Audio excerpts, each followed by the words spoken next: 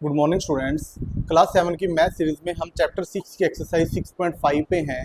ठीक है, इसके पहले वाली वीडियो में हमने इसके 4 क्वेश्चन कंप्लीट कर लिए थे और इसका बेसिक समझा था पाइथागोरस थ्योरम और राइट एंगल ट्रायंगल की प्रॉपर्टी। इस वीडियो में हम इसी एक्सरसाइज के रिमेनिंग 4 क्वेश्चन कंप्लीट करेंगे। ठीक है, तो शुरू करते हैं इसके क्वेश्चन नंबर 5 से। तो रीड कर रहा हूँ मैं क्वेश्चन नंबर 5। देखो, a tree is broken at a height of 5 meter from the ground and its top touches the ground at a distance of 12 meter from the base of the tree। जैसे कोई tree था, suppose करो ये tree है,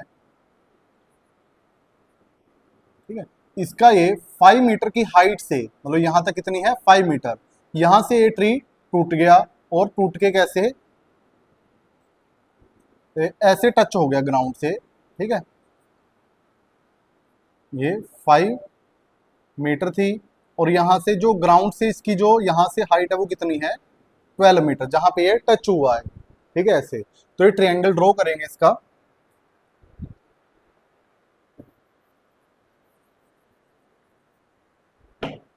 देखो, ये tree था, ये ऐसे गिरा और यहाँ पे इसने टच किया और यहाँ पे राइट एंगल था। तो यहाँ पे जो ट्री कहाँ से कट हुआ था, ये 5 मीटर की हाइट से, और यहाँ नीचे गिरा तो ये कितना है 12 मीटर ग्राउंड से।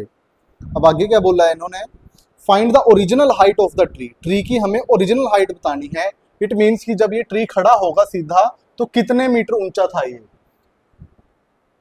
ये इसको बी, ए और सी मान लेते हैं।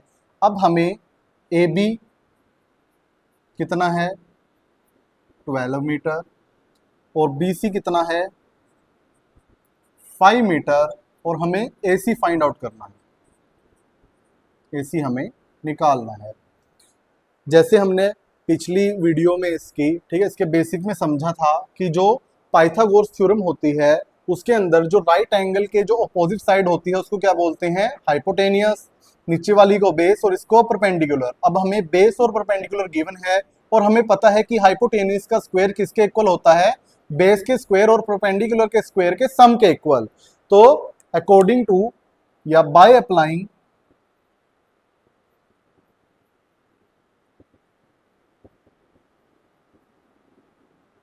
Pythagoras theorem we know that hypotenuse का स्क्वायर एंड बेस का स्क्वायर प्लस पी का स्क्वायर परपेंडिकुलर का स्क्वायर इक्वल होता है। तो ए बी हाइपोटेनियस हमारे पास है नहीं तो इसको ए सी का स्क्वायर एज इट इज लिख लो। बी कितना है ए बी का स्क्वायर, पी कितना है बी सी का स्क्वायर। तो इसमें वैल्यूज पुट कर दो, ए सी का square as it is, A B का स्क्वायर 12 का स्क्वायर, बी सी का स्क्वायर 5 का स्क्वायर। तो ए सी का स्क्वायर किसके इक्वल आएगा 144, इसका स्क्वायर निकाल लेंगे, एंड 5 का स्क्वायर 25, 144 और 25 169। ए सी का स्क्वायर और ए सी जो स्क्वायर है उधर जाके रूट में बदल देगा, और 169 का स्क्वायर रूट क्या होता है 13 सेंटीमीटर। तो ए सी कितना आएगा हमारे पास 13 सेंटीमीटर। तो जो ओरिजिनल हाइट है वो ट्री की, इसका सम कर लेंगे। Then the original height of the tree is AC का और बीसी के सम के इक्वल। एसी कितनी आई है हमारे पास 13 सेंटीमीटर और बीसी कितना है 5 मीटर, सॉरी सेंटीमीटर नहीं है ये, मीटर के अंदर थी ये, मीटर में है ये, ठीक है, ये ध्यान रखना है आपने। 13 मीटर और बीसी कितना है 5 मीटर। तो ओरिजिनल हाइट कितनी आएगी 18 मीटर। इट मीन्स दैट कि जो ये ट्री था, ठीक है, ओरिजिनल कितनी हाइट का था ये 18 metre.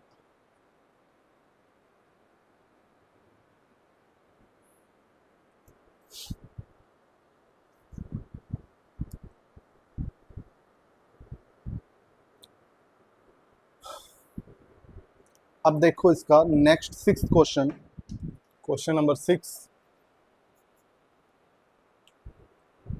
Angles Q and R of a triangle P Q R 25 degree and 65 degree, right which of the following is true.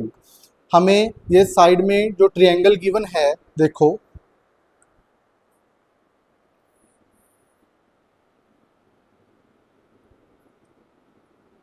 Triangle है P Q and R. Q कितना है 25 डिग्री, आर है 65 degree. इसमें क्या पूछा है इन्होंने कि पी क्यू का square, right which of the following is true, इनमें से कौन सा सही है। पी क्यू का स्क्वायर प्लस क्यू आर का square is equal to R P का स्क्वायर। अब हमें इसमें साइडें नहीं पता, हमें सबसे पहले क्या फाइंड आउट करना है, हमें इसका एंगल फाइंड आउट करना पड़ेगा जो रिमेनिंग एंगल हमारे पास गिवन नहीं है। ठीक है, रिमेनिंग एंगल कि हमें पहले कौन सी प्रॉपर्टी लगेगी इसके अंदर कि जो इंटीरियर एंगल होते हैं ट्रायंगल के उनका सम कितना होता है 180 डिग्री। ठीक है, वो वाली प्रॉपर्टी का यूज करके हम इसका एंगल P निकालेंगे। We know that the sum of interior angle of a triangle is 180 degree.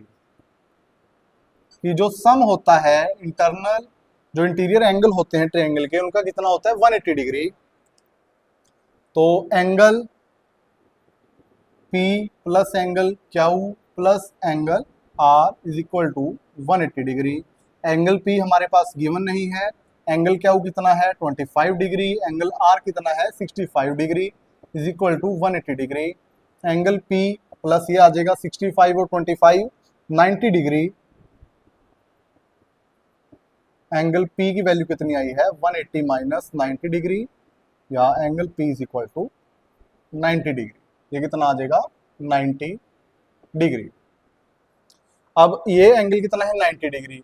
हमें पता है कि जो राइट एंगल होता है उसकी अपोजिट साइड किसके इक्वल होती है, हाइपोटेनियस के। इट मींस कि ये इसका बेस हो गया, ये इसका परपेंडिकुलर हो गया और ये इसका हाइपोटेनियस हो जाएगा क्योंकि राइट एंगल के जो अपोजिट साइड होती है वो क्या होती है, हाइपोटेनियस।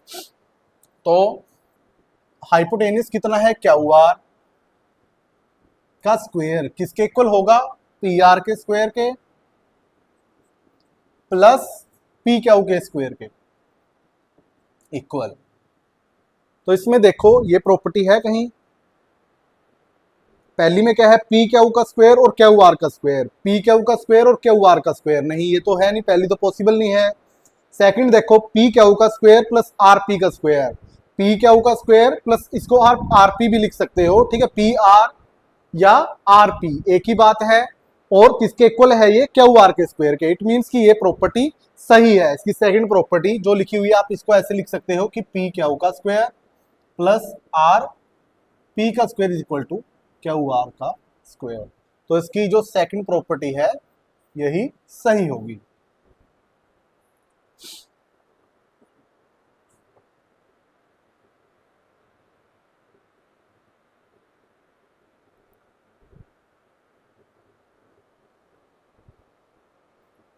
अब देखो इसका next seventh question. Seven question देखो, find the perimeter of a rectangle whose length is 40 centimetre and a diagonal is 41 centimetre. ठीक है, जो पेरीमीटर फाइंड आउट करना है हमने ट्रायंगल का जिसकी लेंथ कितनी है 40 सेंटीमीटर और डायगोनल कितना है 41 सेंटीमीटर। तो पहले ड्रॉ कर लेंगे इसको रेक्टेंगल को।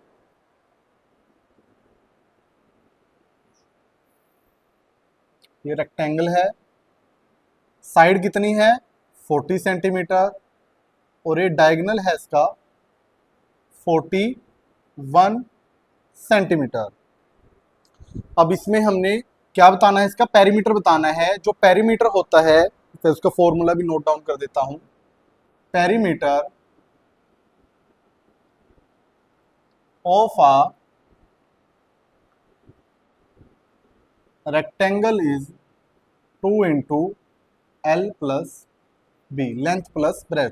अब इसके अंदर हमारे पास एल गिवन है, लेंथ कितनी है इसकी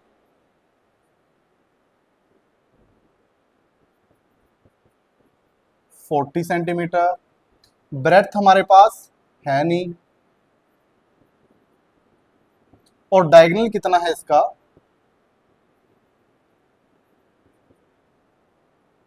41 सेंटीमीटर। जो रेक्टेंगल होता है उस पे जो दो साइड्स जहां पे मिलती हैं उसका हर एंगल कितने का होता है 90 डिग्री का। इट मींस ये भी 90 का, ये भी 90 का, चारों एंगल कितने के होते हैं 90 डिग्री का।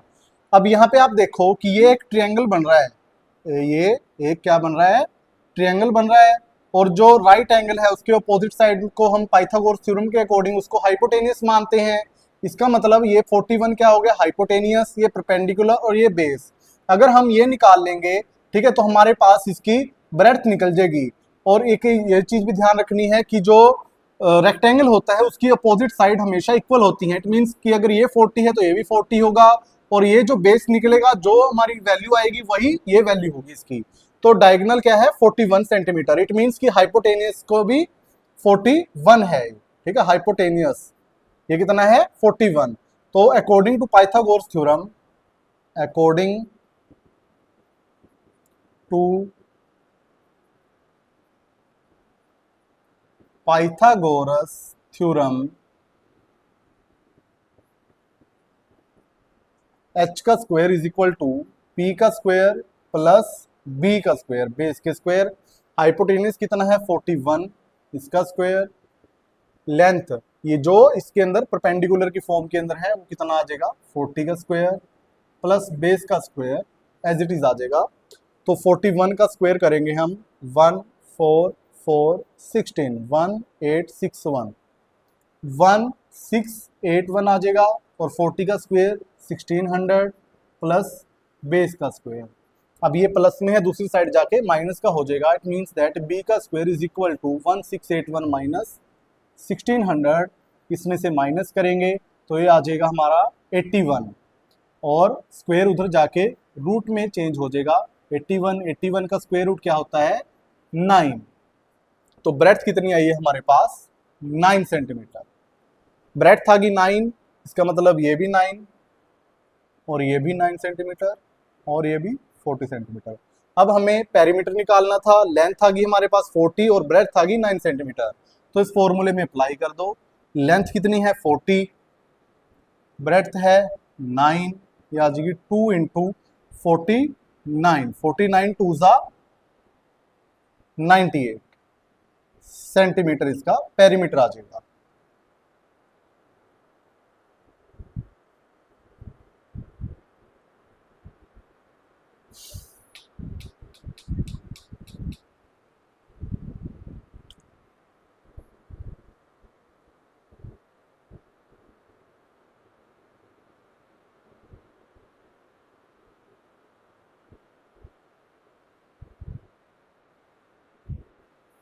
अब देखो इसका लास्ट क्वेश्चन 8th,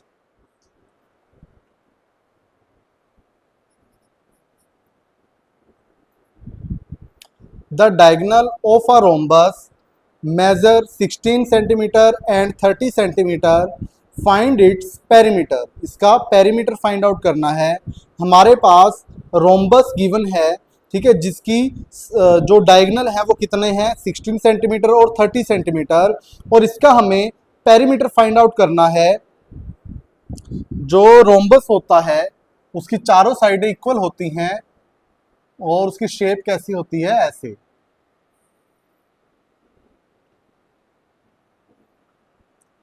ये हो गया रोम्बस, ये हो गए उसके डायगोनल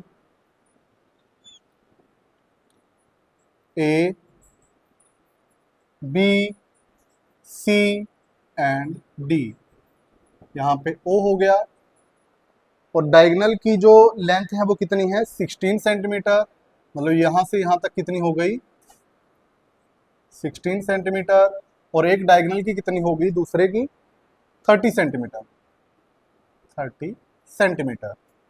हमेशा जो डायगोनल होता है वो एक दूसरे पे 90 डिग्री का एंगल बनाता है। ठीक है, ये 90 डिग्री का एंगल बनाता है जहां पे वो साइड डायगोनल इसके कट होते हैं। अब यहाँ पे ये कट हो रहे हैं तो यहाँ पे कितने डिग्री का कोण बनाएगा, 90 डिग्री का। हमें पता है कि यहाँ पे 90 डिग्री का बना रहा है कोण, तो ये जो जिसका जो डायगोनल है वो इसका मतलब हाफ हो जाएगा। जैसे यहाँ से यहाँ तक कितनी है, ये 30 सेंटीमीटर, सॉरी 16 है, और यहाँ से यहाँ तक कितनी है 30, तो हाफ होके जैसे डी ओ हो जाएगा, डी ओ डी बी का हाफ, डी बी बटे 2 या D B upon 2। D B कितना है 16 अपॉन 2 कितना आ जाएगा 8 सेंटीमीटर। और ऐसे ही सी ओ, सी ओ किसका हाफ है, ए सी का, ए सी अपॉन 2। ए सी कितना था 30, 30 अपॉन 2 ये कितना आ जाएगा 15 सेंटीमीटर। इसका मतलब यहां से यहां तक जो इसकी लेंथ है वो हाफ होके कितनी रहेगी 8 सेंटीमीटर, और यहां से यहां तक 15 सेंटीमीटर। हमें पता है कि जो according to Pythagoras theorem, Pythagoras theorem के अकॉर्डिंग जो राइट एंगल होता है उसकी जो अपोजिट साइड होती है उसको क्या बोलते हैं हम, हाइपोटेनियस। और पाइथागोरस थ्योरम में हाइपोटेनियस का स्क्वायर किसके इक्वल होता है, बेस के स्क्वायर के और परपेंडिकुलर के स्क्वायर के सम के इक्वल। अब हमें यहाँ पे जो डीसी है, ठीक है, वो कितना है गिवन नहीं है हमारे पास, तो सेम आ जाएगा डीसी का स्क्वायर। बी कितना है, इसको मान लो आप बी, ओसी का स्क्वायर। पी इसको मान लो आप ओडी का स्क्वायर। तो डीसी का square is equal to O C कितना आया हमारे पास 15, इसका स्क्वायर। ओडी कितना है 8, 8 का स्क्वायर। तो ये आ जाएगा 225 प्लस 8 8 सा 64, डीसी का स्क्वायर 225 प्लस 64 ये आ जाएगा 9, 6 2 8 289, डीसी का स्क्वायर। डीसी स्क्वायर उधर जाके रूट में बदल देगा, 289, 289 का स्क्वायर रूट होता है 17 सेंटीमीटर। इसका मतलब कि साइड कितनी आ गई 70 सेंटीमीटर। और जो रोम्बस होता है उसकी चारों साइडें क्या होती हैं इक्वल, ये 70, ये 17 और ये 17। जो पेरीमीटर होता है इसका हमें पेरीमीटर फाइंड आउट करना था। पेरीमीटर ऑफ रोम्बस होता है 4 इंटू साइड। 4 इंटू साइड कितनी आई है हमारे पास 17 सेंटीमीटर, तो 17 4 जा 68 सेंटीमीटर इसका आंसर आ जाएगा। या आप अगर आपको फॉर्मूला नहीं याद रहता तो पेरीमीटर सिंपल आप इसका सम कर दो चारों साइडों का, फिर भी क्या आएगा आपके पास 68 सेंटीमीटर आएगा।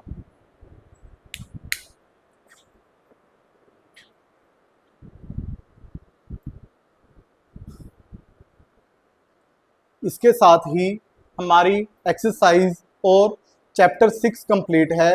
इसके सारे क्वेश्चन हमारे कंप्लीट हैं। अगर किसी भी बच्चे को यहाँ तक जितने भी हमारे चैप्टर हो चुके हैं 7th क्लास के कोई डाउट हो तो आप कमेंट सेक्शन में पूछ सकते हो। वीडियो में बने रहने के लिए धन्यवाद। वीडियो को लाइक करें, शेयर करें और चैनल को सब्सक्राइब करना न भूलें।